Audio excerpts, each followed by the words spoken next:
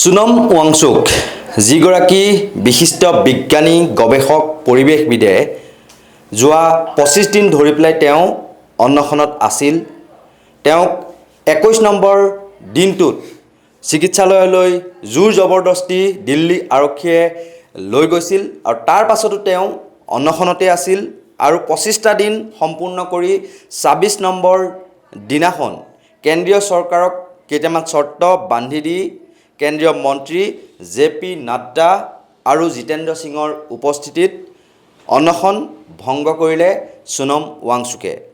আৰু সেই একে সময়তে প্ৰধানমন্ত্ৰী নৰেন্দ্ৰ মোদীয়েও ফেচবুক যোগে বা টুইটাৰ যোগে ঘোষণা কৰিলে যে দোষীসকলক কঠোৰ শাস্তি বিহা হ'ব। ফাষ্ট ট্ৰেক আদালতত এই যি নীটৰ কেলেংকাৰীৰ বিচাৰ হ'ব বা আজি এক কেবিনেট বৈঠক বিশেষ কেবিনেট বৈঠকৰ আয়োজন কৰি তেওঁলোকে সিদ্ধান্ত গ্ৰহণ কৰিব বুলি কালি এক ভিডিঅ' যোগে সদৰি কৰিলে প্ৰধানমন্ত্ৰী নৰেন্দ্ৰ মোদীয়ে।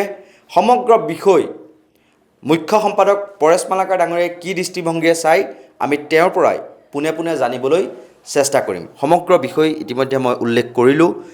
এই বিষয় সন্দৰ্ভত আপুনি কি ভাবে চাই? সোনম ৱাংচুকে তেওঁৰ এই 25 দিনীয়া অনশন ভংগ কৰাটো আমাৰ কাৰণে এটা ভাল খবৰ, কিয়নো তেখেতৰ স্বাস্থ্যৰ যথেষ্ট অৱনতি ঘটিছিল আৰু সোনম ৱাংচুকৰ দৰে মানুহ এজন আমি আমাৰ মাজৰ পৰা নোহোৱা হৈ যোৱাটো নিবিচাৰোঁ, প্ৰথম কথা। দ্বিতীয় কথাটো হৈছে এইটো যে আচলতে সেইখিনিতে অকণমান এটা প্ৰশ্ন এটা মনত উদয় হয়। সোনম ৱাংচুকক তেওঁৰ অনশন ভংগ কৰিবলৈ ভাৰতবৰ্ষৰ বিভিন্ন ব্যক্তিয়ে বিভিন্ন সংগঠনে তেওঁক আবেদন জনাইছিল। অসমৰ পৰাও 160জনতকৈ বেছি ব্যক্তিয়ে তেওঁক অসমৰ পৰা 165গৰাকী ব্যক্তিয়ে তেওঁক আবেদন কৰিছিল যে তেওঁ অনশন ভংগ কৰিবলৈ। আৰু যুক্তিটো আছিল এইটো যে যি চৰকাৰে এটা যুক্তিসংগত দাবীৰ কাৰণে তেওঁ অনশন কৰিছে, এইটো মানি লোৱা নাই, তেওঁলোকে কথাই শুনা নাই, তেনেকুৱা চৰকাৰৰ লগত ফেপেৰি পাতি একো লাভ নাই, নিজৰ জীৱনটো দি সেইটো আছিলে। গতিকে এতিয়া তেখেতে অনশন ভংগ কৰাটোত আমি ভাল পাইছোঁ। কিন্তু তাত কথাটো থাকিলে এইটো যে আচলতে সেই দৃশ্যটো সেই দুজন কেন্দ্ৰীয় মন্ত্ৰী নহৈ যদি ৰাজহুৱা স্থানত যদি যন্তৰ মন্তৰতে কোনোবা এগৰাকী যিয়ে এই ছাত্ৰসকলৰ যিটো আন্দোলন সেই আন্দোলনটোক সমৰ্থন কৰিছে তেওঁলোকে যদি তেওঁক নেমু পানী খুৱাই অনশন ভংগ কৰিলেহেঁতেন আমি সেইটো বেছি ভাল পালোহেঁতেন। যিয়ে নহওক, এতিয়া প্ৰশ্নটো হ'ল যে ছাত্ৰসকলৰ যিটো দাবী, ছাত্ৰ ছাত্ৰীসকলৰ যিটো দাবী, সেই দাবীটো কিন্তু আগতে যেনেকুৱা আছিল এতিয়াও তেনেকুৱাই আছে। তেওঁলোকৰ প্ৰথম দাবীটো আছিল যে শিক্ষা ব্যৱস্থাত দেখা দিয়া যিবোৰ খেলি মেলি দূৰ কৰিব লাগে, বিশেষকৈ তাৰ প্ৰতিফলন দেখা গৈছিল বাৰে বাৰে নীট পৰীক্ষাত প্ৰশ্নকাকত ফাদিল হোৱাক লৈ। গতিকে সেইটো আৰু সেই সন্দৰ্ভত তেওঁলোকৰ দাবীটো আছিল যে ধৰ্মেন্দ্ৰ প্ৰধানে পদত্যাগ কৰিব লাগে। কালি প্ৰধানমন্ত্ৰী নৰেন্দ্ৰ মোদীয়েও এটা ছাত্ৰ ছাত্ৰীসকলৰ উদ্দেশ্যে তেওঁ এটা মাজনিশা তেওঁ এটা ভিডিঅ' এটা দিছে। তাতো তেওঁ কৈছে যে তেওঁ নিজে মানি লৈছে যে এইটো মানে পৰীক্ষা প্ৰশ্নকাকত ফাদিল হোৱা কথাটো এটা মামুলি কথা নহয়, গুৰুত্বপূৰ্ণ কথা। কিন্তু বস্তুটো য'ত আৰম্ভ হৈছিল, এই যে শান্তিপূৰ্ণ আন্দোলনটো আৰম্ভ হৈছিল আৰু আৰম্ভ হোৱাৰ পিছত দেশৰ ভাৰতৰ বিভিন্ন ঠাইৰ পৰা গৈ যন্তৰ মন্তৰত ছাত্ৰ ছাত্ৰীসকল লগ লাগিছিল আৰু তাৰপিছত 20 তাৰিখে যিটো ঘটনা ঘটিল, 20 জুলাই ভাৰতবৰ্ষৰ ইতিহাসত এটা চিৰস্মৰণীয় দিন হৈ ৰ'ব।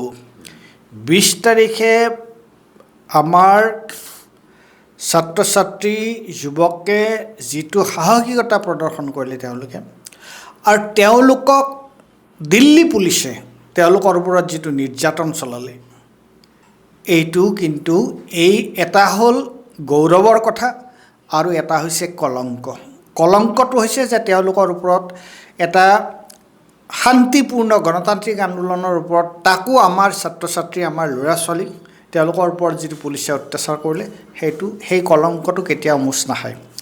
গতিকে এতিয়া দাবী হৈছে কি যে ধৰ্মেন্দ্ৰ প্ৰধানে পদত্যাগ কৰক আৰু ছাত্ৰ ছাত্ৰীসকলে যি দাবী তেওঁলোকে উত্থাপন কৰিছে সেই দাবীৰ চৰকাৰে তাৰ উত্তৰ দিয়ক। চৰকাৰে সেই সন্দৰ্ভত চৰকাৰৰ ক'বলগীয়া কি কৰিবলগীয়া কি। আৰু এটা কথা আমি মন কৰা উচিত যে এই যিটো ধৰ্মেন্দ্ৰ প্ৰধানক লৈ যিটো বা নিট পেপাৰ ফাদিলক লৈ যিটো প্ৰশ্ন উত্থাপন হৈছে সেইটো এটাহে বিষয়। আজি সমগ্ৰ ভাৰতবৰ্ষ যিটো ধৰণে এই চৰকাৰে ভাৰতবৰ্ষক যিটো শাসন কৰিছে, যি ধৰণে তেওঁলোকে ইনষ্টিটিউশ্যনবিলাক ধ্বংস কৰিছে, যি ধৰণে তেওঁলোকে পাৰ্লিয়ামেণ্টত বেলেগক কথা ক'বলৈ নিদিয়ে বা যি ধৰণে তেওঁলোকে নিৰ্বাচন প্ৰক্ৰিয়াটো তেওঁলোকে নিয়ন্ত্ৰণলৈ আনিছে, এই বিষয়বিলাক কিন্তু সমানেই গুৰুত্বপূৰ্ণ বিষয়।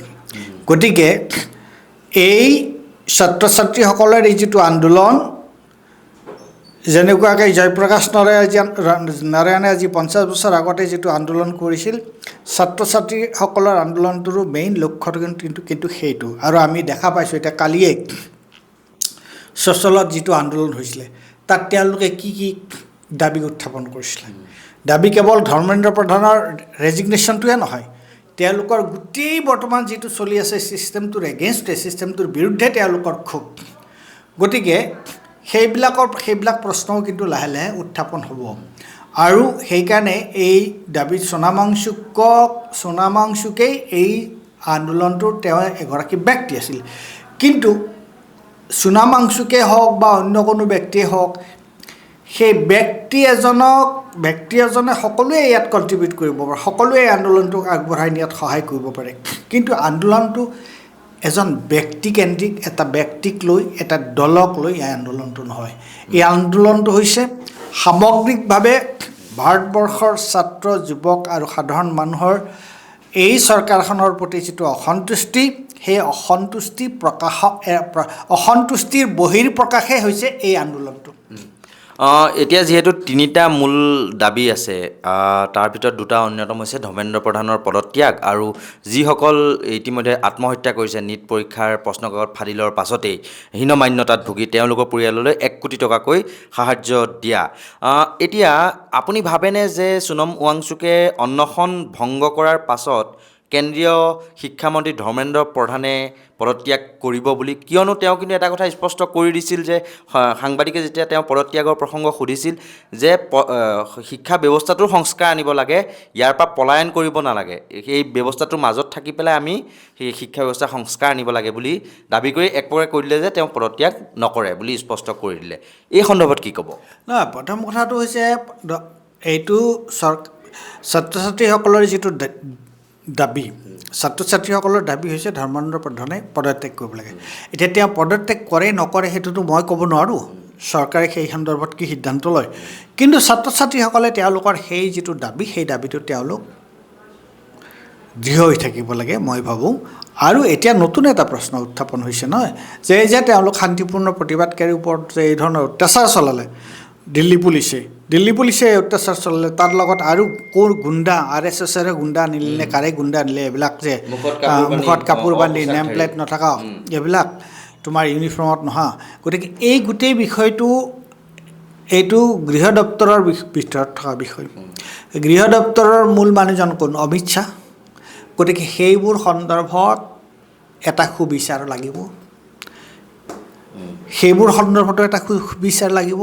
আৰু এই দাবীটো ছাত্ৰ ছাত্ৰীসকলে উত্থাপন কৰিছে আৰু এই আন্দোলনটো খাম কাটা নাই, ইমান সহজে খাম নাকাটে।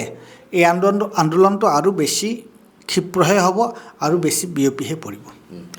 শেষত সুধিছোঁ যিগৰাকী সোণম ৱাংচুকক কালি আলফুলে মানে তেওঁলোকে নেমু ৰস খুৱাই পেলাই যি অন্নখন ভংগ কৰালে সেইগৰাকী সোণম ৱাংচুককে আকৌ একাংশ বিজেপিৰ অন্ধভক্তই চীনৰ দালাল পাকিস্তানৰ এজেণ্ট সজাই পেলাই তেওঁ কেতবোৰ মন্তব্যৰ বিভ্ৰান্তি সৃষ্টি কৰি বা মৰ্ফ কৰি পেলাই তেওঁলোকে আপলোড কৰি আছিল। এতিয়া আকৌ সেই তেওঁলোকে আকৌ এতিয়া বিজেপি চৰকাৰক কৃতিত্ব দিবলৈ ধৰিছে যে বিজেপি চৰকাৰে গুণীৰ মূল বুজি পায় আৰু সেয়েহে অন্নখন ভংগ কৰালে কেন্দ্ৰীয় মন্ত্ৰী জে পি নাড্ডা আৰু জিতেন্দ্ৰ সিঙে। এই দুইটা ডুৱেল ষ্টেণ্ডাৰ্ডক লৈ পেলাই আপুনি কি ক'ব? না, প্ৰথম কথা যে বিজেপিত থকা মই সকলো মানুহেই ভণ্ড বুলি মই নকওঁ, কিন্তু বিজেপি RSSৰ এটা গুৰুত্বপূৰ্ণ কথাটো হৈছে যে তেওঁলোক হৈছে মিছলীয়া আৰু তেওঁলোকৰ বেছিভাগ মানুহে হৈছে ভণ্ড। গতিকে তেওঁলোকে তেওঁলোকৰ মতামত সলাবৰ কাৰণে তেওঁলোকক সময় নালাগে। তেওঁলোকৰ লগত যিবোৰ মানুহ আছে তেওঁলোকৰ বেছিভাগৰে তেওঁলোকৰ যিটো সাধুতা সেই সন্দৰ্ভত আমাৰ প্ৰশ্ন উত্থাপন হয়, কিয়নো বেছিভাগ মানুহে নিজৰ সা সুবিধা এইবিলাকৰ কাৰণেহে বিজেপিৰ লগত আছে। কোনো নীতি আদৰ্শৰ কাৰণে তেওঁলোকে বিজেপিত থকা নাই। নীতি আদৰ্শবিহীন যিবিলাক চোৰ বেলেগ বেলেগ দলত আছিল সেইবোৰ এতিয়া বিজেপিলৈ গৈ আছেনে নাই? গৈ আছে না, দেখিছোঁ না, আমি চকুৰ আগত দেখা পাই আছোঁ। গতিকে নীতি আদৰ্শ বোলা কথাটো বিজেপি বা RSSৰ তেওঁলোকৰ যিটো তেওঁলোকৰ ৰাজনীতিৰ লগত এইকেইটা খাপ নোখোৱা বস্তু।